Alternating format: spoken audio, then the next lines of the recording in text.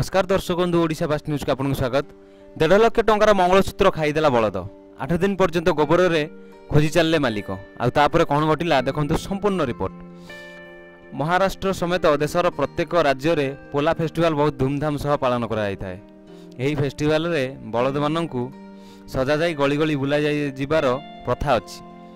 पुणी यापर परंपरा अनुसार बलद मान पूजार्चना भी करा जाय थाए। यही फेस्टिवल सबुठ अधिक धूमधाम रे महाराष्ट्र में पालन करा जाय थाए। किंतु एथर यह नहीं अजब गजब घटना सामना को आसी जहाँ जानिले आपण मान भी आश्चर्य होइजिबे। महाराष्ट्र रे एक चाषी पोला दिन निज बलद सामना रे 1.5 लाख टंकार मंगलसूत्र रखीदेले जहाँ को बलद खाईदेला और पुणी जहाँ है ताहा बहुत आश्चर्यकर अटे। महाराष्ट्र अहमदनगर नामक एक ग्राम रे एक चाषी पोला फेस्टिवल दिन निजर बलद को सजाई सबू गलीगंदी बुलाइले और यापर बलदर पूजा पाठ कराइले।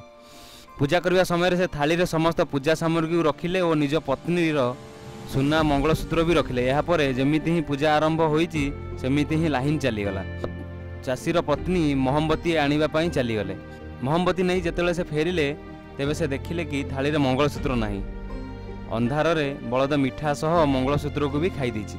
यापर पत्नी जनक निज स्वामी को समस्त कथा कहिले और स्वामी बलद मुहर हाथ पर मंगलसूत्र खोजिले किंतु मंगलसूत्र मिलला नहीं। ग्रामवासी कहवा अनुसार चाषी जनक 8 दिन पर्यंत बलदर गोबर मंगलसूत्र को खोजिले किंतु मंगलसूत्र मिलला नहीं। यापर यही खबर पूरा ग्राम रे धीरे धीरे व्यापी गला। यापर बलदटी को डाक्तर पाखक निगला।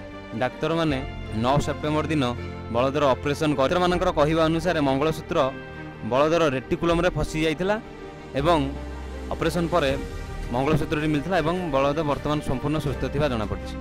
आशा करछु आपनको हमर ए वीडियोटी पसंद आसीथिबो। जदि आपनको ए वीडियोटी पसंद आसीथिबो तेबे वीडियो को लाइक करंतु, शेयर करंतु एवं दैनंदिन घटुथिबा खबर सहित अपडेट रहया पई हम ओडिशा फास्ट न्यूज चैनल को सब्सक्राइब करंतु।